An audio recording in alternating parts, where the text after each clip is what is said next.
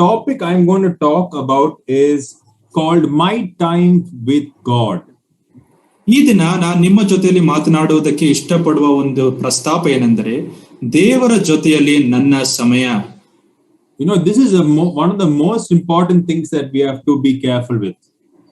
ಈ ಒಂದು ಸಂಗತಿಯ ವಿಷಯವಾಗಿ ನಾವೆಲ್ಲರೂ ಸಹ ತುಂಬಾ ಜಾಗರೂಕತೆಯಿಂದ ನಾವಿರಬೇಕು. Okay, so keep your videos on. I'm looking. Okay, I can see all of you. I know you can see my head little bit on the screen and you can see a big PowerPoint, right? So I want all of your videos on. I want you to listen very well, okay?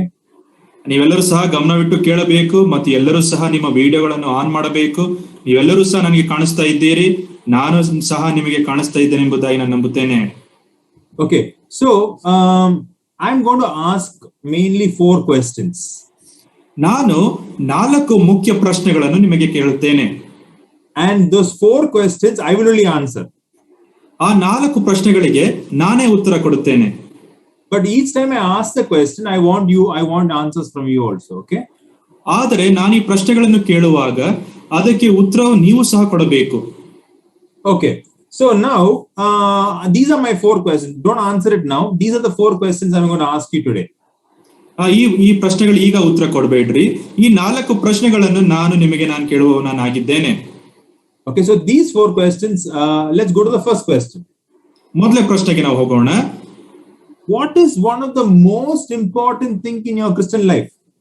ನಿಮ್ಮ ಒಂದು ಕ್ರೈಸ್ತಿಯ ಜೀವನದಲ್ಲಿ ತುಂಬಾ ಪ್ರಮುಖವಾದ ಒಂದು ಅಂಶವೇನು? Okay, so I want you to put in the chat, chat box nalli you give me your answers. ನೀವೆಲ್ಲರೂ ಸಹ chat box ನಲ್ಲಿ ನಿಮ್ಮ ಒಂದು ಉತ್ತರಗಳನ್ನು ಕೊಡ್ರಿ. ಐ ಸಿ ಪ್ರೇಯರ್, ಪ್ರಾರ್ಥನೆ, ನಂಬಿಕೆ, ಶಾಂತಿ, prayer, Jesus, Yesu,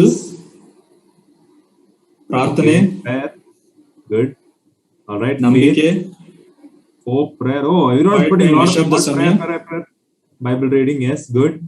Relationship with God, faith, bhakti, fear in God, spirit, prayer,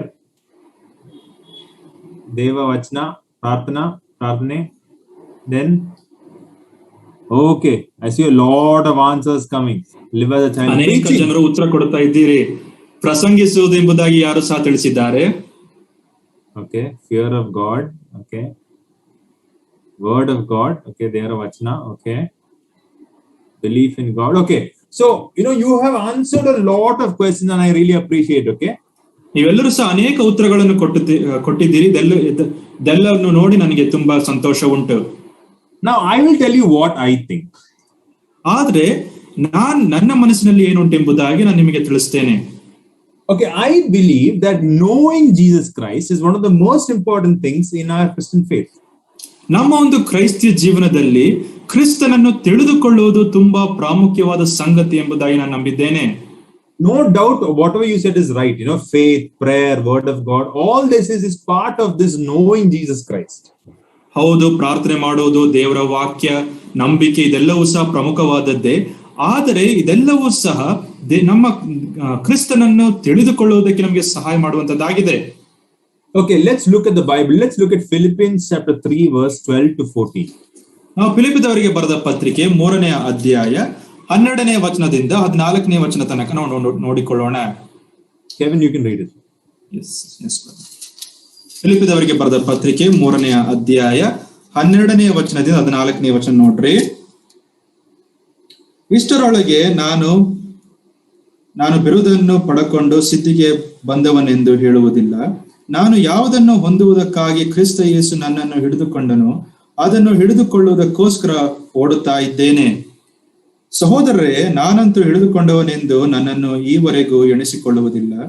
ಆದರೆ ನಾನು ಹಿಂದಿನ ಸಂಗತಿಗಳನ್ನು ಮರೆತು ಬಿಟ್ಟು ಮುಂದಿನವುಗಳನ್ನು ಹಿಡಿಯುವುದಕ್ಕೆ ಎದೆಬೊಗಿದವನಾಗಿ ದೇವರು ಕ್ರಿಸ್ತನ ಮೂಲಕ ನಮ್ಮನ್ನು ಮೇಲಕ್ಕೆ ಕರೆದು ನಮ್ಮ ಮುಂದೆ ಇಟ್ಟಿರುವ ಬಿರುದನ್ನು ಗುರಿ ಮಾಡಿಕೊಂಡು ಓಡುತ್ತಾ ಇದ್ದೇನೆ. Okay, so Paul, who is one of the greatest legends in the Christendom, is telling, I have not attained anything in verse 12, or I have not perfected, or in verse 13 says, I have not apprehended anything. ಇಲ್ಲಿ 12ನೇ ವಚನದಲ್ಲಿ ಪೌಲನು ಆತನು ಕ್ರೈಸ್ತತ್ವದಲ್ಲಿ ಆತನು ತುಂಬಾ ಪ್ರಸಿದ್ಧನಾಗಿರುವ ವ್ಯಕ್ತಿ ಆತನು ಆಗಿದ್ದು, ಆತನು ಹೇಳುವ ಸಂಗತಿ ಅಂದ್ರೆ, ನಾನು ಏನು ಬಿರುದನ್ನು ಪಡೆದುಕೊಂಡು ಬಂದವನಲ್ಲ, ನಾನು ಏನನ್ನು ಸಹ ಹಿಡಿದುಕೊಂಡವನಲ್ಲ ಎಂಬುದಾಗಿಯೂ ಸಹ ಆತನು ತಿಳಿಸ್ತಾನೆ. But he says, I press on towards the goal. He said, I press on towards the goal. ಆದರೆ ನಾನು ಎದೆ ಬಗ್ಗಿದವನಾಗಿ ಓಡುತ್ತೇನೆ ಎಂಬುದಾಗಿ ಆತನು ತಿಳಿಸ್ತಾ ಇದ್ದಾನೆ. But the question is, what is this goal he's talking about? ಆದರೆ ಇಲ್ಲಿ ಯಾವುದನ್ನು ಆತನು ಗುರಿ ಮಾಡಿಕೊಂಡು ಆತನು ಓಡುತ್ತಾ ಇದ್ದಾನೆ? ಈ ಗುರಿ ಎಂತದ್ದು?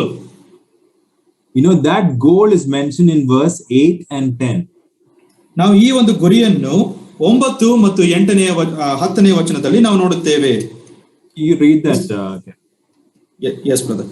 ಇಷ್ಟೇ ಅಲ್ಲದೆ ನನ್ನ ಕರ್ತನಾದ ಕ್ರಿಸ್ತ ಯೇಸುವಿನ ಅರಿಯುವುದೇ ಶ್ರೇಷ್ಠವಾದದ್ದೆಂದು ತಿಳಿದು ನಾನು ಎಲ್ಲವನ್ನೂ ನಷ್ಟವೆಂದೆಣಿಸುತ್ತೇನೆ. ಆತನ ನಿಮಿತ್ತ ನಾನು ಎಲ್ಲವನ್ನೂ ಕಳಕೊಂಡು ಅದನ್ನು ಕಸವೆಂದೆಣಿಸುತ್ತೇನೆ. 10ನೇ ವಚನ ನೋಡ್ರಿ. ಆತನನ್ನು, ಆತನ ಪುನರುತ್ಥಾನದಲ್ಲಿರುವ ಶಕ್ತಿಯನ್ನು, ಆತನ ಬಾಧೆಗಳಲ್ಲಿ ಪಾಲುಗಾರನಾಗಿರುವ ಪದವಿಯನ್ನು ತಿಳಿದುಕೊಂಡು ಆತನ ಮರಣದ ವಿಷಯದಲ್ಲಿ ಆತನಿಗೆ ಸ್ವರೂಪನಾಗಬೇಕೆಂಬುದೇ ನನ್ನ ಕುತೂಹಲವಾಗಿದೆ. No, Paul is he did so much of ministry, he did so many things for the Lord, but he's saying, I count everything loss compared to knowing Christ, that I will know Jesus Christ. ಪೌಲನು ಆತನು ದೇವರಿಗೋಸ್ಕರ, ಕ್ರಿಸ್ತನಿಗೋಸ್ಕರ ಅನೇಕ ಸೇವೆಯನ್ನು ಆತನು ಮಾಡಿದವನು ಆತನು ಆಗಿದ್ದು, ಆದ್ರೆ ಆತನು ಮಾಡಿದ ಎಲ್ಲಾ ಸಂಗತಿಗಳನ್ನು ಆತನು ಹೇಳುವಾಗ ಕ್ರಿಸ್ತನನ್ನು ಅರಿಯುವುದೇ ಶ್ರೇಷ್ಠ, ಬೇರೆ ಎಲ್ಲವೂ ಸಹ ಕಸ ಎಂಬುದಾಗಿ ಆತನು ಪರಿಗಣಿಸುತ್ತಾನೆ. He's telling one of the biggest things in my Christian life is to know Jesus Christ. ಕ್ರೈಸ್ತಿಯ ಜೀವನದಲ್ಲಿ ನನಗೆ ತುಂಬಾ ಉನ್ನತವಾಗಿರುವ ಸಂಗತಿ ಏನೆಂದರೆ ಕ್ರಿಸ್ತನನ್ನು ಅರಿಯುವುದೇ ಎಂಬುದಾಗಿ ಆತನು ತಿಳಿಸ್ತಾ ಇದ್ದಾನೆ. We think that eternal life is just to, after death we will live forever, right? That's eternal life. ಅನೇಕ ಬಾರಿ ನಾವು ನಿತ್ಯ ಜೀವ ಎಂಬುದಾಗಿ ಹೇಳುವಾಗ ನಾವು ಸತ್ತ ನಂತರ ನಮ್ಗೆ ನಿತ್ಯ ಜೀವ ಉಂಟು, ನಾವು ಎರಡನೆಯ ಮರಣ ನಮಗೆ ಇಲ್ಲ ಎಂಬುದಾಗಿ ನಾವು ಅಂದುಕೊಳ್ಳುತ್ತೇವೆ. Yeah, that is correct. Yeah, eternal life is life after death and you live forever, but it's more than that.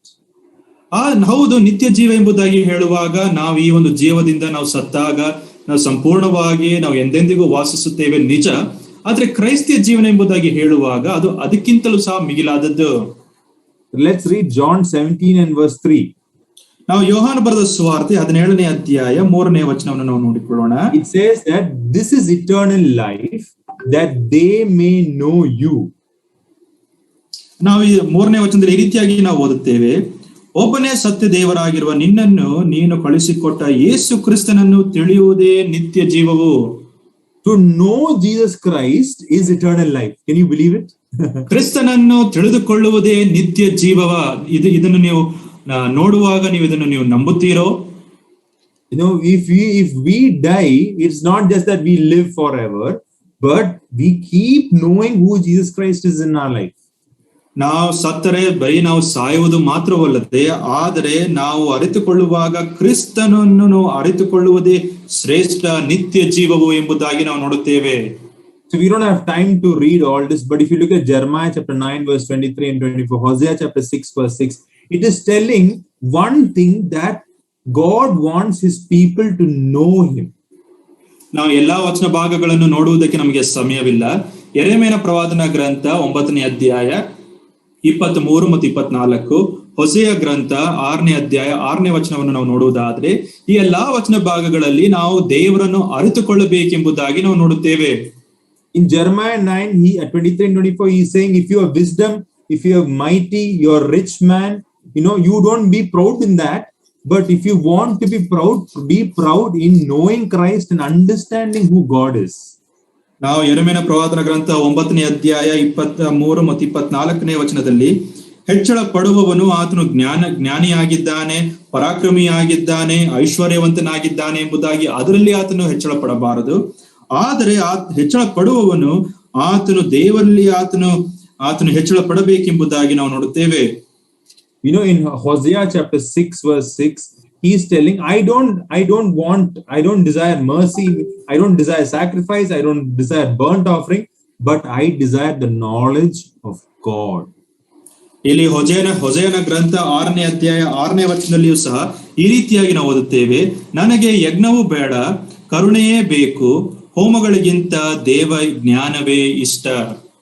So what I'm trying to tell is what is the one of the most important thing in your Christian life is to know Jesus Christ, is to have a relation. Some of you said have a relationship with him, to read his word, to pray, to pray to him. And that relationship is the most important in your Christian life. ನೀವೆಲ್ಲರೂ ಸಹ ಕೆಲವರು ನೀವು ತಿಳಿಸಿದ್ದೀರಿ, ಒಂದು ಕ್ರೈಸ್ತ ಜೀವನದಲ್ಲಿ ಪ್ರಮುಖವಾದ ಒಂದು ಸಂಗತಿ ಏನು, ಅದೇನೆಂದರೆ ಕ್ರಿಸ್ತನನ್ನು ಅರಿಯುವುದೇ, ಆತನನ್ನು ತಿಳಿದುಕೊಳ್ಳುವುದೇ. ಇದನ್ನು ನಾವು ಯಾವ ರೀತಿಯಾಗಿ ಮಾಡಬಹುದು? ಆತನ ವಾಕ್ಯವನ್ನು ಓದುವುದು ಮತ್ತು ಪ್ರಾರ್ಥನೆ ಮಾಡುವುದರ ಮುಖಾಂತರ ನಾವು ಕ್ರಿಸ್ತನನ್ನು ನಾವು ಅರಿಯಬಹುದು. You can do anything in the world, but if this is not there, then there's no point.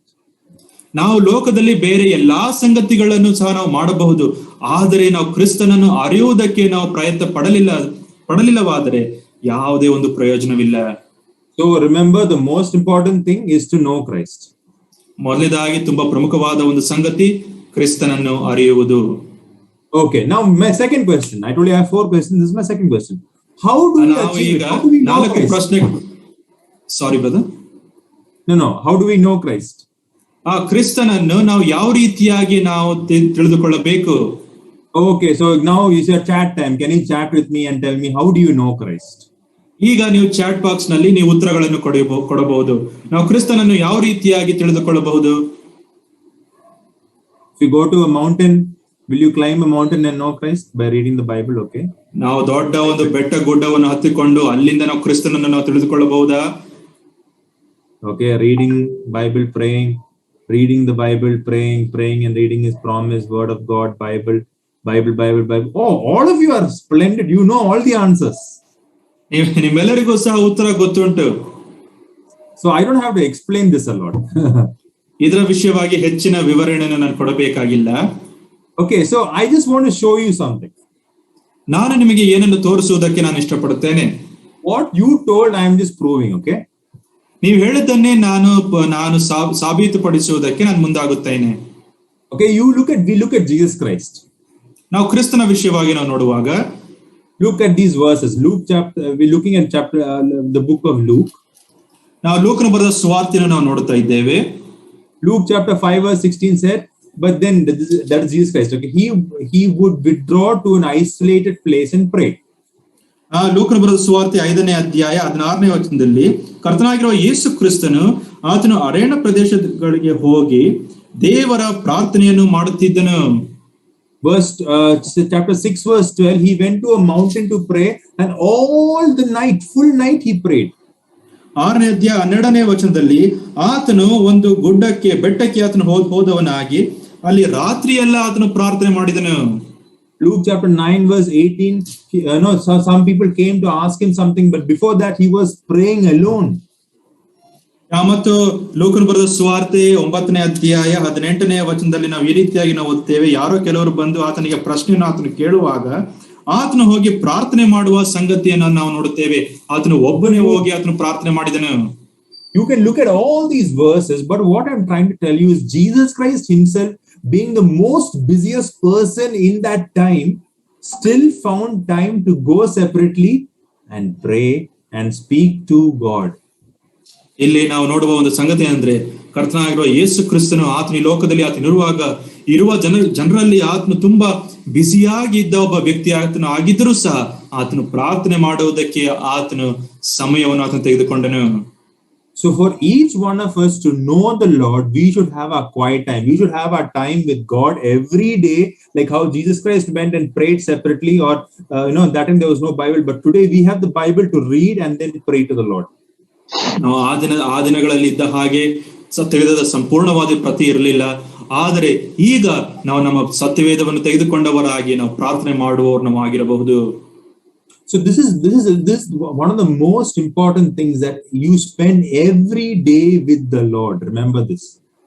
ಇದು ತುಂಬಾ ಪ್ರಮುಖವಾದ ಒಂದು ಸಂಗತಿಯಾಗಿದೆ. ಅದೇನೆಂದರೆ ಪ್ರತಿದಿನವೂ ಸಹ ದೇವರ ಜೊತೆಯಲ್ಲಿ ನೀವು ಸಮಯವನ್ನು ಕಳೆಯುವವರು ಆಗಿರಬೇಕು. So first we looked at the most important thing in a Christian life is knowing God. ಮೊದಲನೇದಾಗಿ ನಾವು ನೋಡಿದ ಒಂದು ಪ್ರಶ್ನೆ ಅಂದ್ರೆ ಅದಕ್ಕೆ ಉತ್ತರ ಕ್ರಿಸ್ತನನ್ನು ತಿಳಿದುಕೊಳ್ಳುವುದೇ ತುಂಬಾ ಶ್ರೇಷ್ಠವಾದದ್ದು. Then we looked at how do we achieve it. We achieve it by spending time with the Lord. We pray to the Lord. We look at the Bible every day. ಇದನ್ನು ಯಾವ ರೀತಿಯಾಗಿ ನಾವು ಕ್ರಿಸ್ತನನ್ನು ತಿಳಿದುಕೊಳ್ಳಬಹುದು?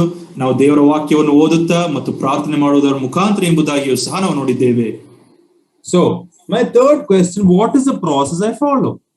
ಮೂರನೇದಾಗಿರುವ ಒಂದು ಪ್ರಶ್ನೆ ಏನೆಂದರೆ, ನಾನು ಯಾವ ಒಂದು ಕ್ರಮವನ್ನು ನಾನು ತೆಗೆದುಕೊಳ್ಳಬೇಕು? Sometimes you will just take this is my Bible. I will just open the Bible. My parents are telling me to read the Bible. Open the Bible.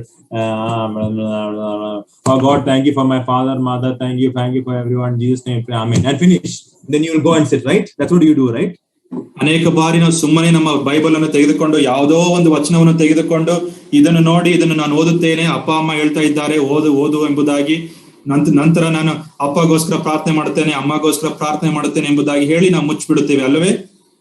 Or maybe you do this, you will do choosing, you will do this, you will touch a Bible and then open, okay, God is telling me this. Hebrews chapter 3 verse 1.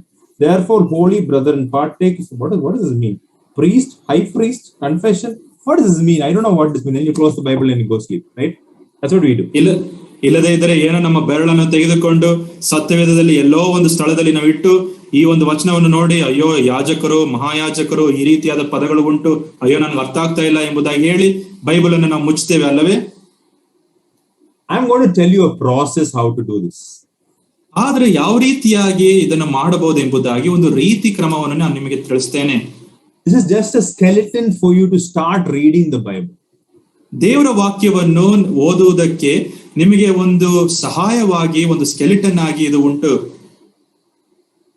Okay, this is called quiet time. How to do your quiet time? ನಿಮ್ಮ ಒಂದು ನಿಶಬ್ದವಾದ ಸಮಯ ಅಂದರೆ quite time ಯಾವ ರೀತಿಯಾಗಿ ಮಾಡಬಹುದು ಎಂಬುದಾಗಿ. Many of you will be already doing this, but I'm just giving you a structure as to how to do it. ಈಗಾಗಲೇ ನಿಮ್ಮಲ್ಲಿ ಕೆಲವರು ಇದನ್ನು ಮಾಡುತ್ತಾ ಇರಬಹುದು, ಆದ್ರೆ ಒಂದು ರೀತಿ ಕ್ರಮವನ್ನು ನಿಮಗೆ ತಿಳಿಸ್ತಾ ಇದ್ದೇನೆ. Okay, so what is the process? Okay, now take notes. Okay, everyone take notes because I want you to start doing this in your life. ನೀವೆಲ್ಲರೂ ಸಹ ನಿಮ್ಮ ಒಂದು ಜೀವನಗಳಲ್ಲಿ ಇದನ್ನು ಮಾಡಬೇಕು. ಅದಕ್ಕೆ ಇದೆಲ್ಲವನ್ನು ಸಹ ನೀವು ಬರೆಯುವವರು ನೀವು ಆಗಿರಬೇಕು. Okay, the first thing you need to select a place. ಮೊದಲನೇದಾಗಿ ಒಂದು ಸ್ಥಳವನ್ನು ನೀವು ಪತ್ತೆ ಮಾಡಬೇಕು. If you go sit in the kitchen when your mother is cooking, or if you go sit in the dining hall where everyone is eating, or when you go sit in the hall when the TV is on, it's not a good place to read the Bible, right? ಈಗ ಒಂದು ವೇಳೆ ನೀವು ಅಮ್ಮ ಅಡಿಗೆ ಮನೆಯಲ್ಲಿ ಅಡಿಗೆ ಮಾಡ್ತಾ ಇದ್ದರೆ ಅಡಿಗೆ ಮನೆಯಲ್ಲಿ ಹೋಗಿ ಕುಳಿತುಕೊಂಡು ಸತ್ಯವೇದವನ್ನು ಓದುವುದಕ್ಕೆ ಸಾಧ್ಯವಿಲ್ಲ. ಅಥವಾ ಹಾಲ್ನಲ್ಲಿ ಯಾರೋ ಟಿವಿಯನ್ನು ನೋಡ್ತಾ ಇದ್ದರೆ ಅಲ್ಲಿ ಕುಳಿತುಕೊಂಡು ಅಲ್ಲಿ ಓದುವುದಕ್ಕೆ ಸಾಧ್ಯವಿಲ್ಲ. ಅಥವಾ ಮೇಜಿನಲ್ಲಿ ಜನ ಊಟ ಮಾಡ್ತಾ ಇರುವಾಗ ಅಲ್ಲಿ ಓದುವುದಕ್ಕೆ ಸಾಧ್ಯವಿಲ್ಲ. So you need to select a nice place.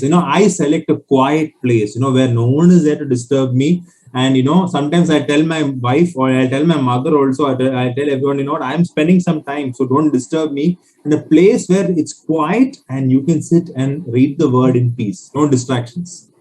ಬೇರೆ ಯಾರು ಸಹ ನಿಮ್ಮನ್ನು ಡಿಸ್ಟರ್ಬ್ ಮಾಡಬಾರದು ಅಂತ ಒಂದು ಸ್ಥಳಕ್ಕೆ ಹೋಗಿ ನೀವು ನಿಮ್ಮ ತಾಯಿಗೆ ತಿಳಿಸಬಹುದು, ತಂದೆಗೆ ತಿಳಿಸಬಹುದು, ಹೆಂಡತಿಗೆ ಹೇಳಬಹುದು, ನನ್ನನ್ನು ನೀವು ಡಿಸ್ಟರ್ಬ್ ಮಾಡಬಾರದು, ನಾನು ನಿಶಬ್ದವಾಗಿ ಒಂದು ಸ್ಥಳಕ್ಕೆ ಹೋಗಿ ನಾನು ಕುಳಿತುಕೊಂಡು ಅಲ್ಲಿ ನಾನು ಧ್ಯಾನವನ್ನು ನಾನು ಮಾಡುತ್ತೇನೆ.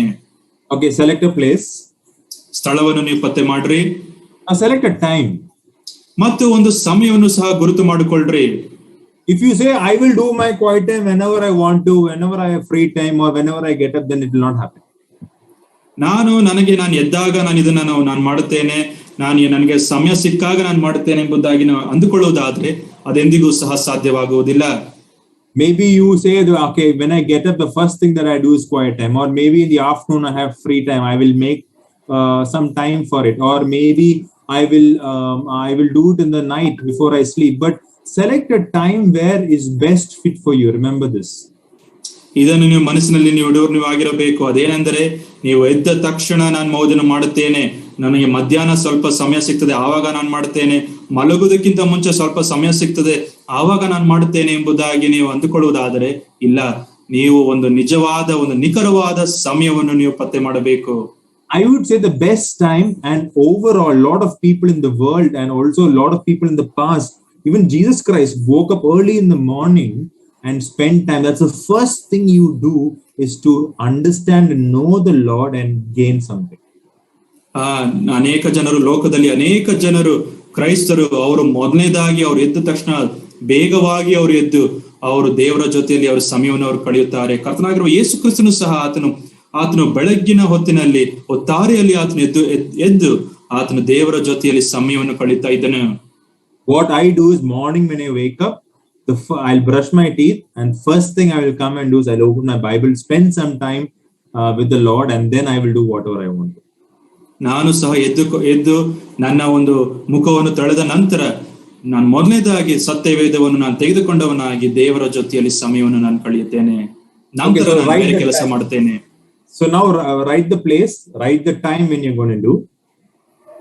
ನೀವು ಈಗ ನಿಮ್ಮ ಒಂದು ಸಮಯ, ನೀವು ಯಾವ ಒಂದು ಸ್ಥಳದಲ್ಲಿ ನೀವು ಸೇರುತ್ತೀರಿ ಮತ್ತು ಯಾವ ಸಮಯಕ್ಕೆ ನೀವು ಕುಳಿತುಕೊಂಡು ದೇವರ ವಾಕ್ಯವನ್ನು ಓದುತ್ತೀರಿ ಎಂಬುದಾಗಿ ನೀವು ಬರೆದುಕೊಳ್ಳ್ರಿ.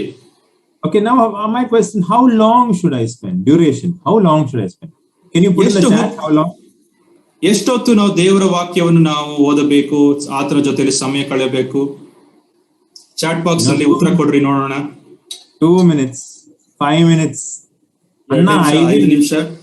ನನ್ಗೆ ಒಂದು 10 ನಿಮಿಷ ಕೊಡ್ಬೋದು, ಅದಾದ್ಮೇಲೆ ತುಂಬಾ ಬಿಸಿ ಇದೆ ಅಣ್ಣ, ನನ್ಗೆ ಅಷ್ಟು ಕೊಡೋಕೆ ಆಗಲ್ಲ. Some of you will say that, right? 1 hour, Samantha, it's like 1 hour. Wow, Samantha. Jennifer, 10 minutes, 15 minutes. How much we are comfortable? Okay, half an hour, 2 minutes, 30 minutes, 1 hour. Okay, good. Max 15 minutes, maximum 15 minutes. ಅದಕ್ಕೆ ಮೇಲೆ ಕೊಡ್ಬೋದು ನಾವು. 30 minutes, 1 hour. Okay, all right. I will tell you, if you are going to give, you should give at least 20 minutes. Otherwise, don't give. ನಾನು ನಿಮಗೆ ಒಂದೊಂದು ಉತ್ತರವನ್ನು ಕೊಡುತ್ತೇನೆ. ಅದೇನೆಂದ್ರೆ, ಕನಿಷ್ಠ ಪಕ್ಷ ನೀವು 20 ನಿಮಿಷ ನೀವು ಕುಳಿತುಕೊಂಡು ದೇವರ ಜೊತೆಯಲ್ಲಿ ಸಮಯವನ್ನು ಕಳೆಯಬೇಕು. ಇಲ್ಲದೇ ಇದ್ದರೆ ನೀವು ಕುಳಿತುಕೊಳ್ಳುವುದೇ ಬೇಕಾಗಿಲ್ಲ. At least 20 minutes you have to give. 20 ನಿಮಿಷ ಆದ್ರೂ ಸಹ ನೀವು ಕನಿಷ್ಠ ಪಕ್ಷ 20 ನಿಮಿಷ ಕೊಡಬೇಕು. What I'm going to tell you, you will take 20 minutes to do it. So you have to spend at least 20 minutes. ನಾನು ಈಗ ತಿಳಿಸಿಕೊಡ್ತಾ ಇರುವ ಒಂದು ಸಂಗತಿಯಲ್ಲಿ ನೀವು 20 ನಿಮಿಷವನ್ನು ನೀವು ಕೊಡಲೇಬೇಕು. ಅದಕ್ಕಿಂತ ಕಮ್ಮಿ ಕೊಡುವುದಕ್ಕೆ ಸಾಧ್ಯವಿಲ್ಲ. So remember this, to write your duration. You can give more than 20 minutes, but I would say at least give 20 minutes. ಈ 20 ನಿಮಿಷಕ್ಕಿಂತ ಹೆಚ್ಚಾಗಿಯೂ ಸಹ ನೀವು ಸಮಯವನ್ನು ತೆಗೆದುಕೊಳ್ಳಬಹುದು. ಆದ್ರೆ ಕನಿಷ್ಠ ಪಕ್ಷ 20 ನಿಮಿಷ ತೆಗೆದುಕೊಳ್ಳ್ರಿ ಎಂಬುದಾಗಿ ನಾನು ನಿಮಗೆ ಪ್ರೋತ್ಸಾಹ ಮಾಡುತ್ತೇನೆ. Okay, fourth thing, remove all distractions. 4ನೇದಾಗಿ ಇರುವ ಎಲ್ಲಾ ಒಂದು ಅಡಚಣೆಗಳನ್ನು ನೀವು ದೂರಕ್ಕೆ ನೀವು ಇಡಬೇಕು. Now you might be reading the Bible and suddenly one notifications come. Cling. Oh, Samantha messaged me. Oh, Samantha, Samantha. Okay. You will get distracted. Or maybe you will open the Bible and when you read, mommy will say, "Hey, angadige hogo, tarkari etkond baro," and then gone. You have to go to the shop. So you have to remove all kinds of distractions. ನಾವು ದೇವರ ಜೊತೆಯಲ್ಲಿ ಸಮಯವನ್ನು ಕಳೆಯುವುದಕ್ಕೆ ನಾವು ಕುಳಿತುಕೊಳ್ಳುವಾಗ ಇರುವ ಎಲ್ಲಾ ಅಡೆತಡೆಗಳನ್ನು ನಾವು ದೂರಕ್ಕಿಡುವವನಾಗಿರಬೇಕು. ನಮ್ಮ ಫೋನ್ ಅಲ್ಲಿ ನೋಟಿಫಿಕೇಶನ್ ಬರಬಹುದು. ಸಮಾಂತ ನನಗೆ ಮೆಸೇಜ್ ಕಳಿಸಿದ್ದಾಳೆ, ಅದೇನ್ ನೋಡೋಣ ಎಂಬುದಾಗಿ ನಾವು ನೋಡಬಹುದು. ಇಲ್ಲದೇ ಇದ್ದರೆ ನಾವು ಕುಳಿತುಕೊಳ್ಳುವಾಗ ನಮ್ಮ ತಾಯಿ ತಿಳಿಸ್ತಾರೆ, ಹೋಗಿ ತರಕಾರಿ ತಗೋಬಾ, ಹೋಗು ಅಂಗಡಿಗೆ ಹೋಗಿ ಎಂಬುದಾಗಿ ಅವ್ರು ತಿಳಿಸಬಹುದು. ಆ ರೀತಿಯಾಗಿ ಆ ಎಲ್ಲಾ ಅಡೆತಡೆಗಳನ್ನು ನಾವು ದೂರವಾಗಿ ನಾವು ಇಡಬೇಕು. Okay, I thought I have 12 minutes, but Sobi is saying I have only 4 minutes now, so I have to go very fast. Godly, I think we can continue. There is time remaining, 10 minutes. Yeah, so actually it shows 12 minutes. Yeah, it shows 12 minutes. We can continue as long as it lasts. Okay. All right. Okay. So let's go very fast. Okay. So now how do you read? So we looked at how do you read the passage? How do you select a passage? ದೇವರ ವಾಕ್ಯದ ಒಂದು ವಚನ ಭಾಗವನ್ನು ನಾವು ಯಾವ ರೀತಿಯಾಗಿ ಆರಿಸಿಕೊಳ್ಳಬೇಕು? Your best is to select a particular book and you follow that book throughout each one day. ಒಂದೊಂದು ದಿನವೂ ಸಹ ಉದಾಹರಣೆಗೆ ಒಂದು ಪುಸ್ತಕವನ್ನು ತೆಗೆದುಕೊಂಡು ಒಂದೊಂದು ಭಾಗವನ್ನು ನೀವು ದಿನದಲ್ಲಿ ನೀವು ಓದಬೇಕೆಂಬುದಾಗಿ ನಾನು ನಿಮಗೆ ಪ್ರೋತ್ಸಾಹ ಮಾಡುತ್ತೇನೆ. And don't read like 1 or 2, 3, 4 chapters. Read only 5 to 10 verses. Read a passage. ಒಂದೇ ಸರಿ 2, 3, 4, 5 ಅಧ್ಯಾಯಗಳನ್ನು ನೀವು ಓದುವುದು ಬೇಕಾಗಿಲ್ಲ. 5 ಅಥವಾ 10 ವಚನ ಭಾಗವನ್ನು ಗಮನವಿಟ್ಟು ನೀವು ಓದ್ರಿ. But whatever you read, you understand and enjoy it. ಆದ್ರೆ ನೀವು ಓದಿದ ವಾಕ್ಯ ಭಾಗವನ್ನು ಓದಿಕೊಂಡು ಅದನ್ನು ಆನಂದಿಸುವ ನೀವು ಆಗಿರಬೇಕು. read, also take a book that you will understand better. Don't take Revelation, and if you can't understand it, what's the point? Take a portion, like, so if you usually don't read Gospels or read Acts or read the letters, read those kind of easy books. ನೀವು ಸುಲಭವಾದ ಪುಸ್ತಕಗಳನ್ನು ನೀವು ಓದುವ ನೀವಾಗಿರಬೇಕು. ಉದಾಹರಣೆಗೆ ಸ್ವಾರ್ಥಗಳನ್ನು ತೆಗೆದುಕೊಂಡು ನೀವು ಓದಬಹುದು, ಅಪೊಸ್ತಲರ ಕೃತ್ಯಗಳನ್ನು ನೀವು ಓದಬಹುದು, ಅಥವಾ ಪತ್ರಿಕೆಗಳನ್ನು ನೀವು ಓದಬಹುದು. ಒಂದೇ ಸಾರಿ ಹೋಗಿ ಪ್ರಕಟಣೆ ಪುಸ್ತಕವನ್ನು ನಾನು ಓದಿ ನಾನು ಅರ್ಥ ಮಾಡಿಕೊಳ್ಳಬೇಕು ಎಂಬುದಾಗಿ ಮುಂದಾಗುವುದಾದ್ರೆ ಅದು ಕಷ್ಟವಾದ ಒಂದು ಸಂಗತಿಯಾಗಿದೆ. And remember, try using a easy translation. ಮತ್ತು ತುಂಬಾ ಸುಲಭವಾದ ಒಂದು ತರ್ಜುಮೆಯನ್ನು ನೀವು ಉಪಯೋಗಿಸಬೇಕೆಂಬುದಾಗಿ ನಾನು ನಿಮಗೆ ಕೇಳುತ್ತೇನೆ. Using English, use NIV, use NASB, NKJV, all those translations. ನೀವು ಆಂಗ್ಲ ಭಾಷೆಯ ಪುಸ್ತಕ ಸತ್ಯವೇದವನ್ನು ನೀವು ಓದುವುದಾದ್ರೆ NIV, NKJV, ESV ಈ ರೀತಿಯಾದ ತರ್ಜುಮೆಗಳನ್ನು ನೀವು ಉಪಯೋಗಿಸಬೇಕೆಂಬುದಾಗಿ ನಾನು ಕೇಳಿಕೊಳ್ಳುತ್ತೇನೆ. Now some of you might use devotional books. There's Our Daily Bread. Like that, there are many books like devotional books. Every day they will give a portion to read and they will give a passage to read. ಇನ್ನು ಕೆಲವರು ಈ ಒಂದು daily devotional ಪುಸ್ತಕಗಳನ್ನು ಓದುತ್ತಾರೆ. ಅದರಲ್ಲಿ ಇಂತಹ ಒಂದು ವಚನ ಭಾಗವನ್ನು ನೀವು ಓದಬೇಕೆಂಬುದಾಗಿ ಅವರು ತಿಳಿಸುತ್ತಾರೆ. ಅದನ್ನು ನಾವು ಓದುವ ನಾವಾಗಿರುತ್ತೇವೆ. But what I would suggest is you follow the devotional, but what you do is the process that I'm going to tell after this, you follow for that passage and don't read what they gave, but what you do is you do your study and then later you read what they gave. ನೀವು ಯಾರಾದ್ರೂ ಈ ಒಂದು devotion ಪುಸ್ತಕವನ್ನು ನೀವು ಓದುವುದಾದ್ರೆ, ನೀವು ಅದನ್ನು ಉಪಯೋಗಿಸುವುದಾದ್ರೆ, ಮೊದಲನೇದಾಗಿ ಆ ಒಂದು ಡಿವೋಷನ್ ಪುಸ್ತಕದಲ್ಲಿ ಕೊಟ್ಟಿರುವ ಒಂದು ವಚನ ಭಾಗವನ್ನು ನೀವು ಓದ್ರಿ. ನಂತರ ನಾನು ನಿಮಗೆ ಒಂದು ರೀತಿ ಕ್ರಮವನ್ನು ನಾನು ತಿಳಿಸ್ತೇನೆ. ಅದನ್ನು ನೀವು ತೆಗೆದುಕೊಂಡು ನಿಮ್ಮ ಒಂದು ಪಾಯಿಂಟ್ಗಳನ್ನು ನೀವು ಬರೆಯಿರಿ. ನಂತರ ಆ ಒಂದು ಡಿವೋಷನ್ ಪುಸ್ತಕದಲ್ಲಿ ತಿಳಿಸಿರುವ ಸಂಗತಿಗಳನ್ನು ಓದ್ರಿ. Okay, so you either follow a book, no problem. You use a devotional, use a passage they gave, and then once you study it, then you read from the devotional. ಮೊದಲನೇದಾಗಿ ಸತ್ಯವೇದದಲ್ಲಿ ಯಾವ ಪುಸ್ತಕವನ್ನು ಓದಬೇಕೆಂಬುದಾಗಿ ನೀವು ಆರಿಸಿಕೊಳ್ಳ್ರಿ. 5 ಅಥವಾ 10 ವಚನ ಭಾಗಗಳನ್ನು ಆರಿಸಿಕೊಂಡು ನೀವು ಓದಬಹುದು. ಅಥವಾ ಡಿವೋಷನ್ ಪುಸ್ತಕವನ್ನು ನೀವು ತೆಗೆದುಕೊಂಡು ಅದರಲ್ಲಿರುವ ವಾಕ್ಯ ಭಾಗವನ್ನು ಮಾತ್ರ ತೆಗೆದುಕೊಂಡು ಓದ್ರಿ. ನಂತರ ಈ ಸತ್ಯವೇದದಲ್ಲಿರುವ ಆ ಒಂದು ವಾಕ್ಯ ಭಾಗವನ್ನು ಓದಿದ ನಂತರ ಮತ್ತು ನಿಮ್ಮ ಪಾಯಿಂಟ್ಗಳನ್ನು ಮಾಡಿದ ನಂತರ ಈ ಒಂದು ಡಿವೋಷನ್ ಪುಸ್ತಕದಲ್ಲಿರುವ ಸಂಗತಿಗಳನ್ನು ಓದ್ರಿ. Okay, now look at point number 7. 7ನೇ point ಅನ್ನು ನೀವು ನೋಡ್ರಿ. So remember, I told you take a passage, take 5 to 10 verses, but read it at least 3-4 times. ನಾನು ಈಗಾಗಲೇ ತಿಳಿಸಿದ ಒಂದು ಸಂಗತಿ ಅಂದ್ರೆ, ಒಂದು ಚಿಕ್ಕ ಒಂದು ವಾಕ್ಯ ಭಾಗವನ್ನು ನೀವು ತೆಗೆದುಕೊಳ್ಳ್ರಿ, 5 ಅಥವಾ 10 ವಚನ ಭಾಗಗಳನ್ನು ತೆಗೆದುಕೊಂಡು ಅದನ್ನು ಕನಿಷ್ಠ ಪಕ್ಷ 3 ಅಥವಾ 4 ಬಾರಿ ಅದನ್ನು ಓದ್ರಿ. This is important because then only you will understand the passage. ಇದು ತುಂಬಾ ಪ್ರಮುಖವಾದ ಒಂದು ಸಂಗತಿಯಾಗಿದೆ. ಕಾರಣ ಯಾಕಂದ್ರೆ ಆಗ ಮಾತ್ರ ನೀವು ಆ ಒಂದು ಪುಸ್ತಕವನ್ನು ಅಥವಾ ಆ ಒಂದು ವಾಕ್ಯ ಭಾಗವನ್ನು ನೀವು ಅರ್ಥ ಮಾಡಿಕೊಳ್ಳಬಹುದು. So after you read 3-4 times, okay, I want you to answer 4 questions. ಇದನ್ನು 3 ಅಥವಾ 4 ಬಾರಿ ನೀವು ಈ ಒಂದು ಓದಿದ ನಂತರ ನಾನು ನಿಮಗೆ 4 ಪ್ರಶ್ನೆಗಳನ್ನು ನಾನು ಕೇಳುತ್ತೇನೆ. Okay, first question, look at A. I've written, what stood out to you? ಈ ಒಂದು ನೀವು ಓದಿದ ವಾಕ್ಯ ಭಾಗದಲ್ಲಿ ನಿಮಗೆ ತುಂಬಾ ಒತ್ತನ್ನು ಕೊಟ್ಟ ಒಂದು ಸಂಗತಿ ಏನು, ತುಂಬಾ ಮುಖ್ಯವಾದ ಸಾರಾಂಶ ಏನು ನೋಡ್ರಿ. When we read a passage, different things are standing out to different people. So what stood out to you from that passage? ನೀವು ಯಾರಾದ್ರೂ ಒಂದು ವಚನ ಭಾಗಗಳನ್ನು ಓದೋದಾದ್ರೆ ಕೆಲವರಿಗೆ ಒಂದು ಸಂಗತಿ ಅದು ಹೆಚ್ಚು ಮುಖ್ಯತ್ವವನ್ನು ವಹಿಸುವಂತದ್ದಾಗಿದೆ, ಇನ್ನು ಕೆಲವರಿಗೆ ಬೇರೆ ಯಾವುದೋ ಒಂದು ಸಂಗತಿ ಮುಖ್ಯವಾಗಿ ಅದು ಕಾಣಿಸುವಂತದ್ದಾಗಿದೆ. Okay, second question is, what did you learn about God, Jesus, or Holy Spirit? ದೇವರ ವಿಷಯವಾಗಿ, ಕರ್ತನಾಗಿರುವ ಯೇಸು ಕ್ರಿಸ್ತನ ವಿಷಯವಾಗಿ ಅಥವಾ ಪವಿತ್ರಾತ್ಮನ ವಿಷಯವಾಗಿ ನೀವು ಏನನ್ನು ನೀವು ಕಲಿತೀರಿ ಎಂಬುದಾಗಿ ನಂತರ ನೋಡ್ರಿ. Third question is, what did you learn about man? As man general, all about yourself. ಮೂರನೇದಾಗಿರುವ ಪ್ರಶ್ನೆ, ಮನುಷ್ಯನ ವಿಷಯವಾಗಿ ಅಥವಾ ನಿಮ್ಮ ವಿಷಯವಾಗಿ ಆ ವಚನ ಭಾಗದಲ್ಲಿ ಏನನ್ನು ನೀವು ಓದುತ್ತೀರಿ ಎಂಬುದಾಗಿ ನೀವು ನೋಡಬೇಕು. And the last question is, what God wants me to do, or what response God expects me to do. ನಾಲ್ಕನೇದಾಗಿರುವ ಒಂದು ಪ್ರಶ್ನೆ, ದೇವರು ನನ್ನಿಂದ ಅದನ್ನು ಅಪೇಕ್ಷಿಸುವ ಸಂಗತಿ ಏನು ಎಂಬುದಾಗಿ. And so for all this you need a book. You see my book, I have a book and I write every time whenever I do devotion, I write it down and I answer these 4 questions. ನೀವು ನಂತರ ಈ ಒಂದು ಪುಸ್ತಕವನ್ನು ತೆಗೆದುಕೊಂಡವರಾಗಿ ಈ ಒಂದು 4 ಪ್ರಶ್ನೆಗಳಿಗೆ ಉತ್ತರವನ್ನು ನಾನು ಕೊಡುವವನಾಗಿದ್ದೇನೆ. ನೀವು ಸಹ ಪುಸ್ತಕವನ್ನು ತೆಗೆದುಕೊಂಡು ಇದರಲ್ಲಿ ನೀವು ಬರೆಯಬೇಕು. I have many books. This is my book that I'm writing now. ನನಗೆ ಅನೇಕ ಪುಸ್ತಕಗಳು ಉಂಟು. ಈಗ ನಾನು ಬರೆಯುತ್ತಾ ಇರುವ ಪುಸ್ತಕ ಇದುವೇ ಆಗಿದೆ.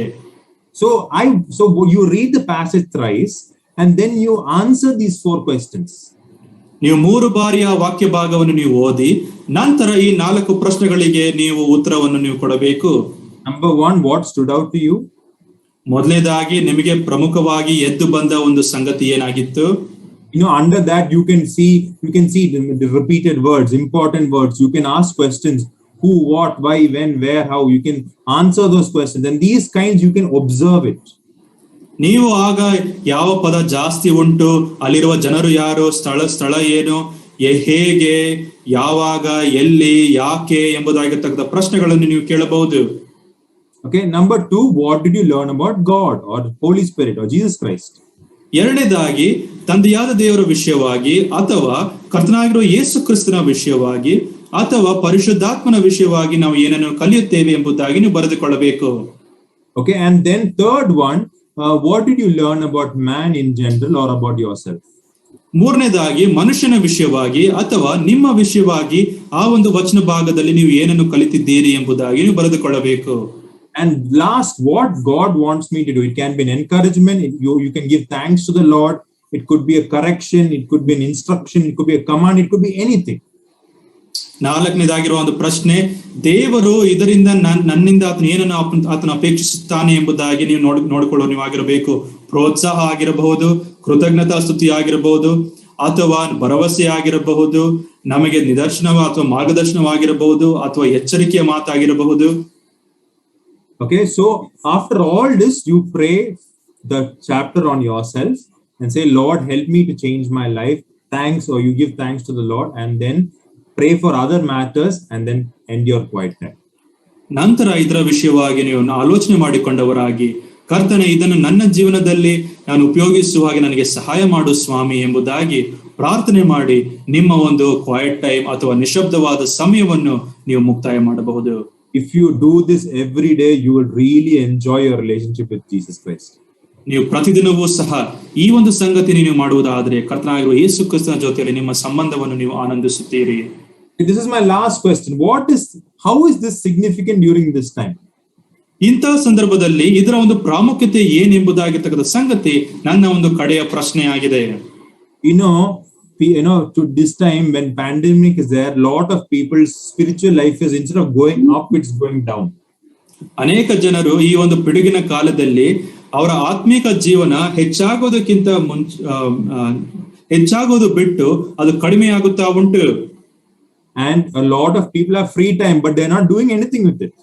ಅನೇಕ ಜನರಿಗೆ ಅವರಿಗೆ ಫ್ರೀ ಆಗಿರುವ ಒಂದು ಸಮಯ ಉಂಟು, ಆದ್ರೆ ಅವ್ರು ಏನನ್ನು ಸಹ ಮಾಡುತ್ತಾ ಇಲ್ಲ. So this is the best time to bring this practice into your life. ಈ ಒಂದು ಅಭ್ಯಾಸವನ್ನು ನಿಮ್ಮ ಜೀವನಕ್ಕೆ ನೀವು ತರುವವರು ನೀವಾಗಿರಬೇಕು. So the most important thing is to know the Lord, and how you do it is to start doing your quiet time. ಮೊದಲಾಗಿರುವ ಒಂದು ಸಂಗತಿ ಅಂದ್ರೆ ದೇವರನ್ನು ತಿಳಿದುಕೊಳ್ಳುವುದು. ಅದನ್ನು ನೀವು ನಿಮ್ಮ ಒಂದು ನಿಶಬ್ದವಾದ ಸಮಯವನ್ನು ನೀವು ಮಾಡುವಾಗ ಇದನ್ನು ನೀವು ಮಾಡಬಹುದು. So I would like to challenge you, all of you. ನಿಮ್ಮೆಲ್ಲರಿಗೂ ಸಹ ಒಂದು ಸವಾಲನ್ನು ನಾನು ಕೊಡುತ್ತೇನೆ, ಒಂದು ಚಾಲೆಂಜ್ ಅನ್ನು ನಿಮಗೆ ನಾನು ಕೊಡುತ್ತೇನೆ. You should do this every day in the morning for the next 21 days. 21 ದಿನಗಳ ಕಾಲ ನೀವೆಲ್ಲರೂ ಸಹ ಇದನ್ನು ನೀವು ಮಾಡಬೇಕು. And if 20 people, I'll give you my number. If 20 people message me and say, Anna, I will do it. Anna, I will do it. Anna, I will do it. Then what we will do is every day you do it, and then we'll come together in Zoom and discuss it.